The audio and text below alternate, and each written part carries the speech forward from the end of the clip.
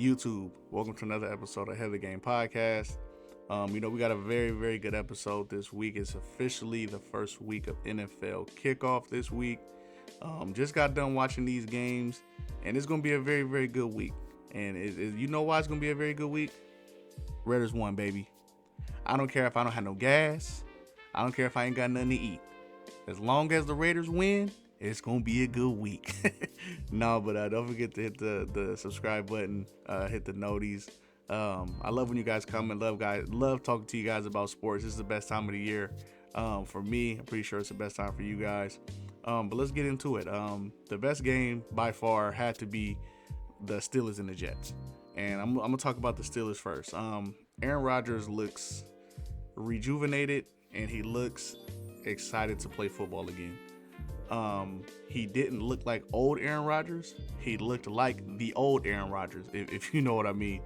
The thing about this team is he doesn't have to play like this every week. You know what I mean? He doesn't have to be 4 touchdown Aaron Rodgers every week, and that's because they have a legitimate defense. Everybody knows the Steelers is going to have a good defense. When you got TJ Watt over there, you got Cam Hayward, and you just signed or traded for Jalen Ramsey, you don't need your quarterback to be a superhero. You know what I mean? You just need him to play how Aaron Rodgers played. Not to this extent, but just score points, handle the offense, and, get points on the board. But I think, for Aaron Rodgers, I think this is like for him, I think he knows he doesn't have to play like this. I think in this game itself, it just flowed. I think it just flowed for him a little bit better. I think he likes play action a little bit more. I think he just doesn't like line up in shotgun and make a read anymore. So I think he likes to play action. It makes his reads a little bit more easier. You know what I mean? And he looked very good. And like I said, I don't think he needs to play like this every week.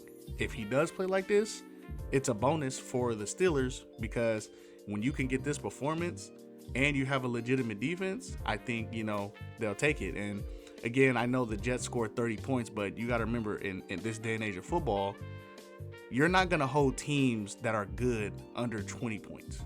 It's just not going to happen. Teams are a lot better. It's an offensive league.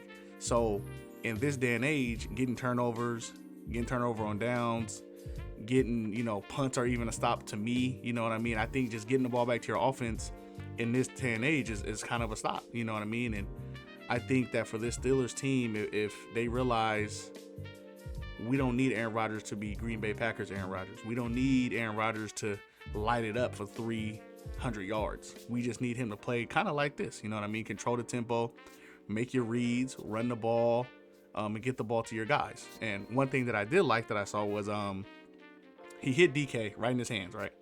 No reaction from him. No reaction from Aaron Rodgers. What they do on the next play, get the ball right back to the guy. I think he understands it more. You know what I mean? Coming from New York, you can't publicly humiliate the guys that you're depending on. And I think it kind of, him being in New York, and New York is a big market. He was in the limelight every week. So I think he learned, like, okay, coming from Green Bay and then going to New York, it's two totally different things. Even though he's a star, he kind of realized I can't do some of the things that I usually do. So let me just play the game that I love. And I think now that this Aaron Rodgers is loving the game of football more. You know what I mean? And I kind of seen it in his play. He looked like a rejuvenated Aaron Rodgers. And I think this Steelers team could be a legitimate playoff contender if, like I said, Aaron Rodgers doesn't have to play like this, but if he does, it's a bonus, because the Steelers are always known for defense. The defense always carries the offense, but now if the offense is on the even level of the defense, I think they'll be a legitimate contender, going into the playoffs.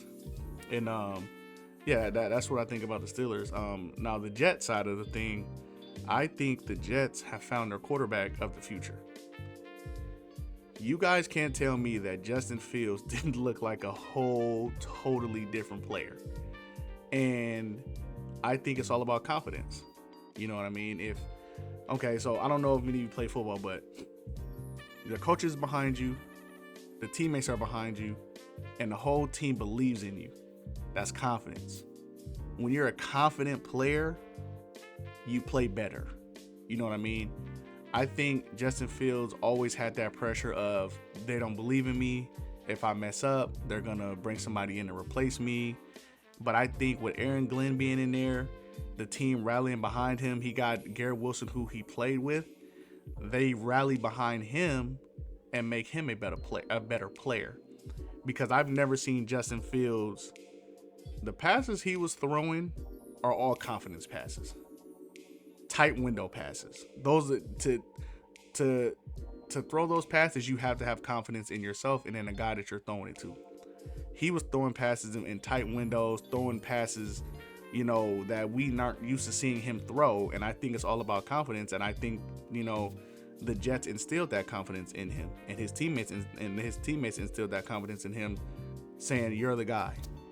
We go as far as you go. You're the quarterback." So I think the Jets have found their quarterback in Justin Fields, and defensively, I think the Jets are also going to be a lot better.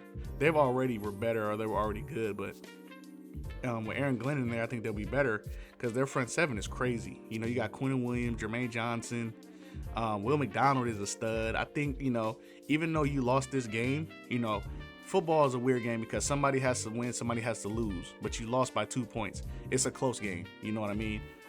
So it's kind of a, I'm not gonna say a moral victory, but it's kind of like a, no, we're gonna be scary this year, or we're gonna be good this year, because like again, somebody has to win, somebody has to lose, and that's just the way the chips fall. But for both teams, I think they're both on the same trajectory, but I think the Steelers are a little bit more ahead because of the veteran leadership they have, the coach they have, and the quarterback that they have. He's a Hall of Famer. Let's just put it how it is. And the Jets are on the uptick. You know what I mean? Okay, we found our quarterback. We probably found our head coach and Aaron Glenn. Okay, we finally got some guys in here that we can count on. So I think both teams are kind of the same, but I think the Steelers are more of ahead of schedule than the Jets, which is fine. If I'm a Jets fan, come on, I'm a Raider fan, so we kind of here. But if I'm a Jets fan, I'm like, okay, even though we lost, my team fought, my team never gave up, and we might have a quarterback and a coach for how many every years to come. You know what I mean? Like I said, you lost by 2 points, and you lost on the last play of the game. You know what I mean? And you lost on the last play of the game to a 7-time Pro Bowler and Jalen Ramsey making a play. You can't be mad at it. It's a long season. It's a marathon. It's not a sprint. So, you know what I mean? For the Jets, I just think they're going to be headed in the right direction. And if we're being honest, if Justin Fields can play like that, they could be a sneaky 9-10 win team, man. Because the defense is only going to get better. And like I said, Justin Fields is the key to this team. So that's just, and Aaron Rodgers, he played lights out. You know what I mean? And the way the chips fall, one team has to win, one team has to lose, and that's just the way it is. That's the way it goes. And this game was very entertaining. This game had everything you wanted it to have. It had the storyline, it had the quarterbacks, it had the coaches. This game felt to me like a mid-season game, like Aaron Rodgers returns to New York, and this game really felt like that to me. It had everything you wanted to for the first week. It had everything you wanted it to have. The storylines, the quarterbacks, the coaches, everything you wanted to have. And it was a hell of a game. And like I said, somebody had to win, somebody had to lose. And, it came down to the last play. So you really can't be mad. So, and that's just what I thought about that game. Heading on to the Packers and the Lions. I think, I'm going to start with Detroit. I think the Lions are going to miss the playoffs this year. And I say that because watching this game, this was a whole totally different Lions team. And I'm not meaning player wise. I'm meaning just the way they looked offensively and defensively. So the offense, they looked totally different. And again, you lose both of your coordinators and Ben Johnson and Aaron Glenn, you're going to look different. But yeah, it's indicative of how important coordinators are or coaches are. And I mean that because You might have the same players, and the Lions have majority of the same players, but that voice that was there, that energy that was there, that play calling that was there, it's not there no more. They couldn't really run the ball. The offensive line, let me get to the offensive line. The whole interior of the offensive line is new. I believe you have a rookie center, and I believe you have 2 new guards. I believe so. So everything is different. You have a whole new offensive line, whole new offensive coordinator, and it looks different. And you can't blame a team if they take a step back, because you lost two of the best coordinators in the NFL to head coaching jobs, which is gonna look different. But again, you lose that voice in there. You lose your offensive line, and I mean, as much as you prepare these new guys that are already there, you can't replicate energy. You can't replicate play calling in situations where he knows, okay, I need to put Jared Goff in this play and have, St. Brown run this, J-Mo run this, and have Gibbs run. You know what I mean? He knows his players, and training camp and practice can only prepare you for so much. It can only prepare you for so much. You have to get to know your players throughout the whole season, and I think the way they played, they just didn't look right, and I think they'll take a step back, and I think they'll miss the playoffs, because the NFC it's a tough division. It's a tough conference, not a division, and they play in a tough division. So I think they'll probably miss the playoffs. And defensively, they have no pass rush, and you can't depend on Aiden Hutchinson coming off that injury he had. He tore everything up in his leg. He's not 100% yet.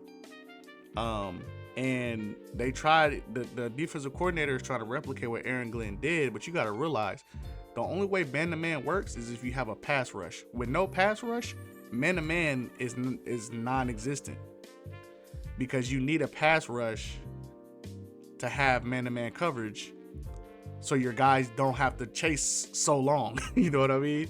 That's the thing. You're chasing another, or you're guarding another man on the line or off the line, and you're depending on your defensive line to get pressure, so I don't have to chase this fool 10, 15, 20 yards down the goddamn field.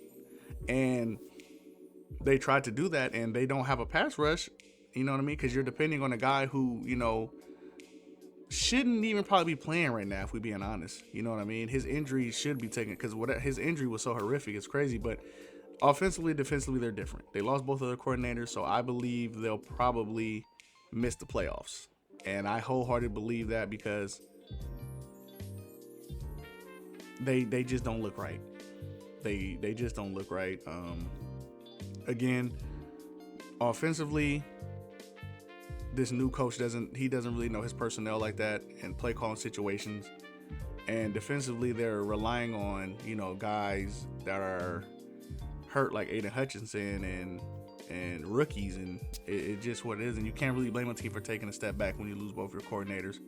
I'm sure Dan Campbell he's going to do his best to try to get these guys up to speed and get to know their guys. They know their guys, but in season to know their guys and know what they can run and can't run and stuff like that. So,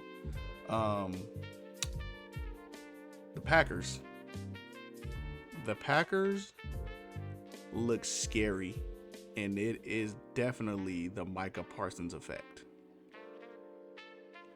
Let's talk about the offense. Offensively, they know who they want at receiver, and they know who they're rolling with. Back when, they had all these guys that weren't the guy, but they had guys, they didn't know who they really wanted to play. I think they want Reed, Dobbs, and Golden. I think they're done with Wicks and Watson. I think, they're not done with them, but I think they know the guys that they want. They have a legitimate tight end in Tucker Kraft, and everybody knows about J Love and Josh Jacobs. I think now they legitimately know their offensive identity, and they know what they want to look like. I think they want to now put the ball in Jordan Love's hands a little more than depending on the run, because the run can only get you so far. Let's be honest. The run can only get you so goddamn far. You got to put that ball in Ten's hands sometimes and say, make a goddamn play. And I think now that's what they're doing. That's what they're doing a little bit more in this game. Put the ball in Ten's hand and says, you have all these weapons, make a play. We believe in you, and we know you have the ability to do what you got to do. And it showed today. Perfect game from Jordan Love. Perfect game from, Matt LaFleur play calling and getting his guys open. Everybody was open. And like I said, every play doesn't have to be a J Love game, or every game doesn't have to be a J Love game. It could be a Josh Jacobs game, but going against, the Lions and, NFC team, you want to show, this ain't like last year. Because last year the Packers couldn't beat the good teams. They couldn't. They would dog roll all the, lesser teams, but when it came to the good teams, they couldn't beat them. But I think they wanted to make a statement offensively. We know our identity now, and we know who we want to be. And the defense is, I think the defense got an extra spark from Micah Parsons, not on the field, but I think the guys that play the same position as Micah Parsons got a spark, because let me do it. Think about this. I play the same position he plays. You traded for him, and I play the same position. That's not going down like that. Even though, okay, he's gonna play, we know that, but you're not gonna show them that trade was warranted because I'm here. And you could tell the way that these boys was getting off the line, and it was a Michael Parsons effect on the field as well. Rashawn Gary, Lucas Van Ness, all these boys was getting off the ball, and I think it's his effect of, we got a 26-year-old, damn near all pro bowler guy on our field, on our defense, and he only played 30 snaps. But that's the Michael Parsons effect, and that's the things that you don't hear about when you hear about players like Michael Parsons. He didn't even play damn near the whole game. He played in situations because I believe he's dealing with an injury, but you could see everybody was fired up. Everybody was fired up. When he got his sack, everybody was fired up. And that's the Michael Parsons effect, because you got the guys like, okay, even though they traded for him, we play the same position. That's gonna make me better, because I wanna be like him. I wanna play, have that motor, have that energy, have that speed, just like him. You know what I mean? So that being said, Green Bay is legitimate. They're legit. They're legit offensively, and now defensively. That front seven is legit. It's the Micah Parsons effect defensively. Them boys was getting after it, and they was getting after Jared Goff. And I get that, the Lions' interior offensive line is different, but Micah went up against Penei Sewell, the best right tackle in the game, and was giving him trouble. You know what I mean? So I think Michael Parsons going to Green Bay is going to turn them up. Because like I said, you being a player, getting, trading for a player as his caliber, and I'm in the building, I want to be like Mike. I want to be like Mike. I want to play like you. I want to have that energy. I want to have that, that game-changing ability. Even, and that's what it is. That's what it's all about. You know what I mean? Bringing that best out of another player that's on the same team. Rashawn Gary getting off the goddamn ball. You know what I mean? Lucas Van Ness having a hell of a game. You know what I mean? And that's just the effect that Michael Parsons has. And I think Green Bay is going to be a team to beat now. They were already a team to beat, but I think now confidence is high. They believe in J Love on offense. They know what they got on defense. So I just think, I think they're a legit contender. Super Bowl. I believe it. I believe it. The next interesting game that really stood out to me was the 49ers and the Seahawks. And this was real interesting to me. Let's speak on the 49ers. The 49ers, they came out with the W. But how much can you put on Christian McCaffrey? And watching this game, I'm just watching. He has the explosiveness, but it's a 17-game season. Kittle is out. Jennings is out. Ayuk is out. You depending on these guys. Ricky Pearsall's in there, but you're depending on these other guys. And I just think against these top-tier teams, you can't put the ball in Purdy's hand 40 to 45 times and say, go make a play. I think now is the time where you have to figure something out, and I think the 49ers miss a Deebo Samuel. And I think they miss him because Say if, McCaffrey needs, McCaffrey is just getting blown up and he's just taking hit after hit. They don't want McCaffrey to take all these hits. I'm pretty sure they don't, but it's the only play they got right now. Debo Samuel could take handoffs. He could catch the ball. He could take screens 50, 60 yards. I think they miss his playmaking ability and the ability to take pressure off of the players like Purdy and McCaffrey, because Purdy could throw a screen and he'll take it 30, 40, 50, 60 yards. I think the 49ers miss Debo Samuel, and I think they miss him a lot more than they realize, because he's a receiver hybrid player. I know that, they're going to miss Ayuk, Jennings, Kittle's out right now, or Kittle was out, but I think with him, he does so much.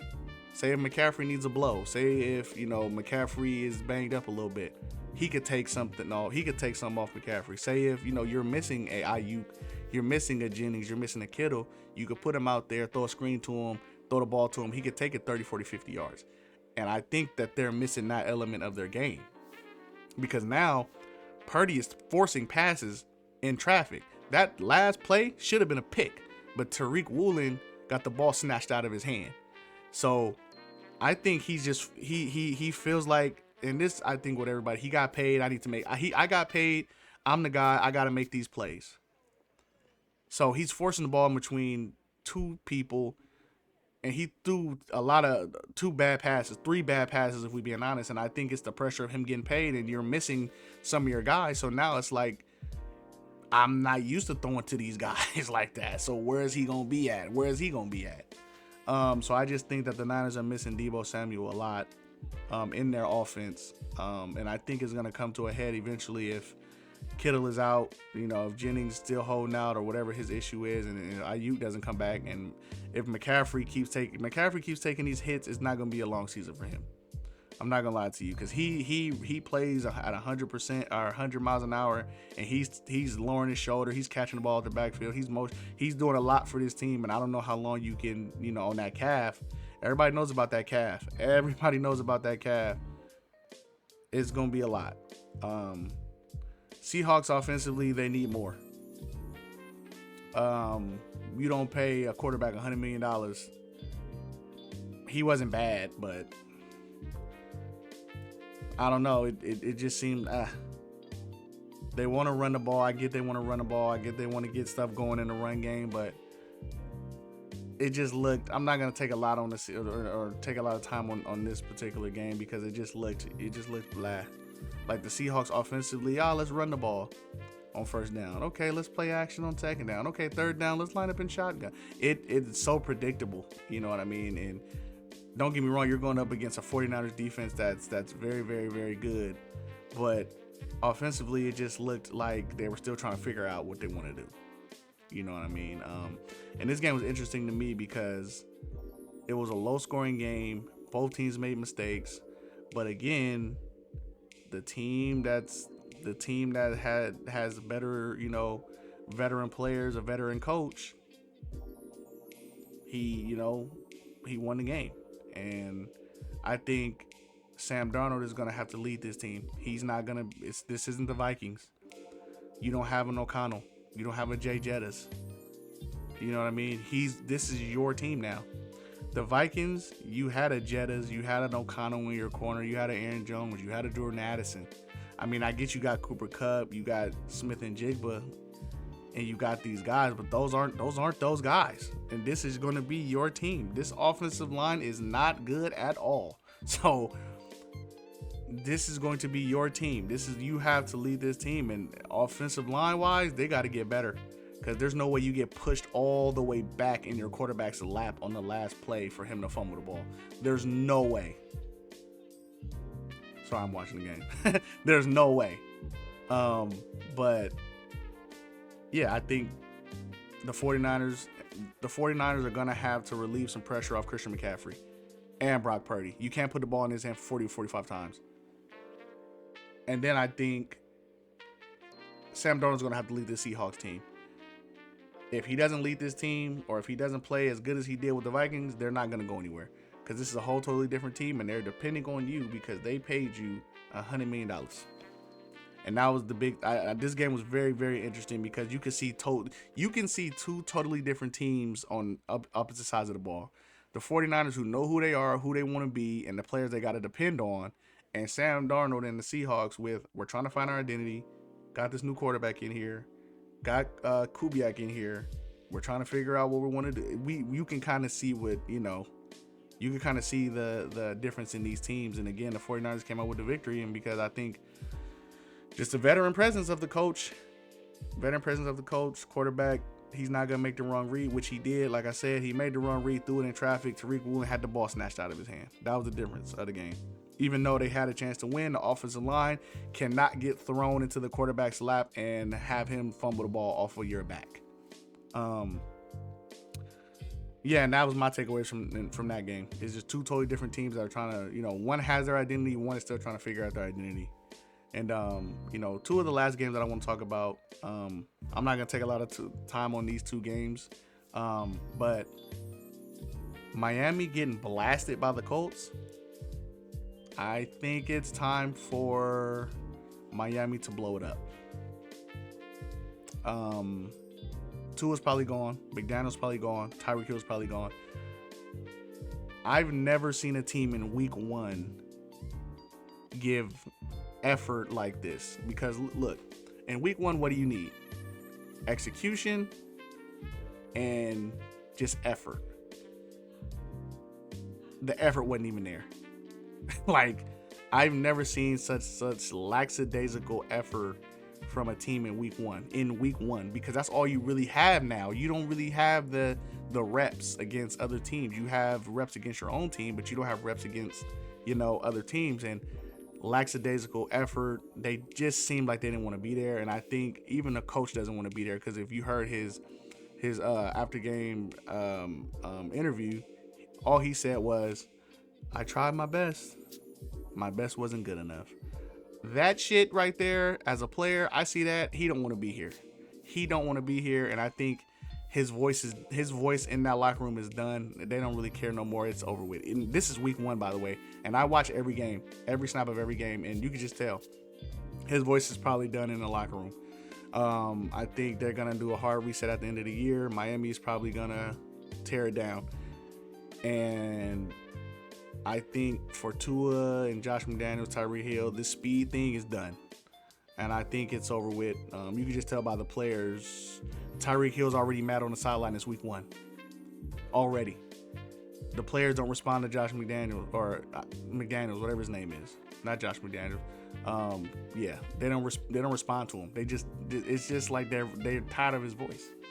So I think they're going to tear that down. And the Colts know they have their quarterback now. He runs the offense how Shane Steichen wants it to be ran, and he does everything that he's asking of him. I think Daniel Jones is going to be the comeback player of the year. If he plays, even if he plays like this and he gives a little more, I think he'll still be the comeback player of the year. And I think that he's going to be the starting quarterback going forward, because he runs the offense how Shane Steichen wants it to be ran. And Lou Anarumo on defense, I don't know what the hell the Bengals were doing letting him go, because the way that the Colts played defense, they were doing some shit to Tua and that offense, and they were confusing him. They were dropping D linemen in coverage, bluff blitzing on one side, like getting to the ball, tipping ball, like whatever Lou Anarumo did to that defense, it upgraded 100%. And the Colts, I think, anytime somebody plays the Colts, they're gonna have their hands full, because they got some boys over there, offensively and defensively. So I think the Colts could actually be a good team this year, and I think any team that plays them is going to have their hands full, because you got a legitimate head coach in Shane Steichen, and Lou Anarumo, he's used to playing quarterbacks. He's used to playing Joe Burrow, Josh Allen, Lamar. He's used to that. So there's nothing you could really show him, or nothing that you could really do to that he hasn't solved. You know what I mean? So again, Miami, I think Miami is going to tear it down. I think they're done. The Colts are going to be a hell of a out.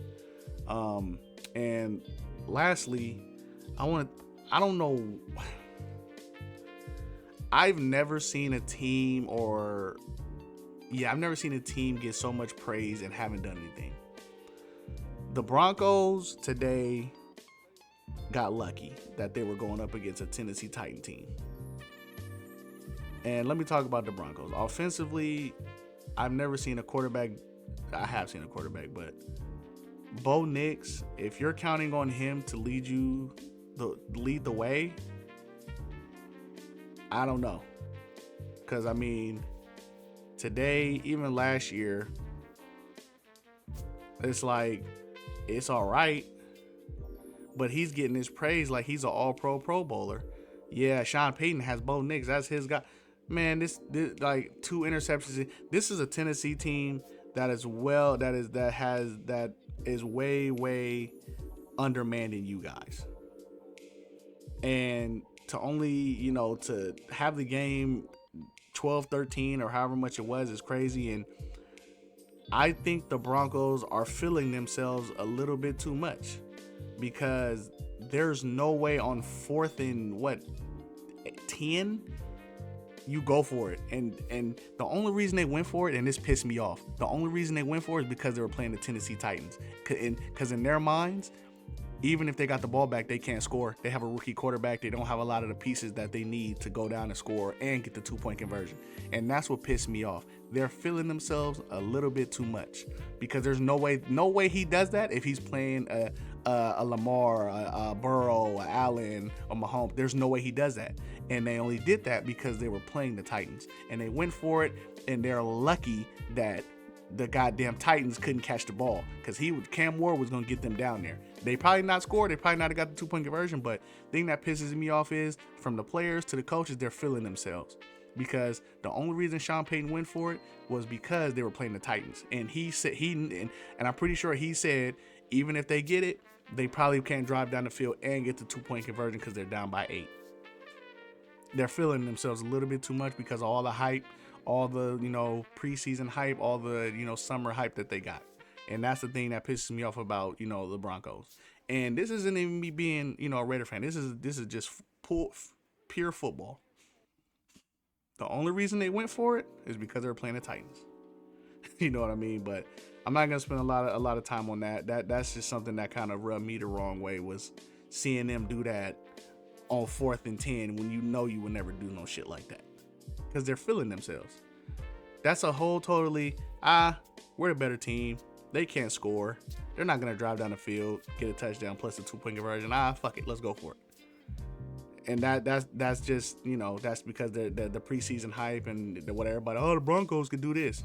Okay, you know what I mean. But again, this was a hell of a opening weekend. I love seeing these guys play. You know what I mean. Seeing the starters play. Raiders got the win. Shout out to the Raiders. Like I said, I don't care if I ain't got no gas. I ain't care if I ain't got nothing to eat. As long as the Raiders win, it's going to be a good week. Thank you guys for tuning in to another episode of Head of the Game podcast. Make sure, like I said, subscribe, notice on, and I love your guys' comments. I love talking to you guys about football. Best time of the year, you know what I mean? See you guys on the next one.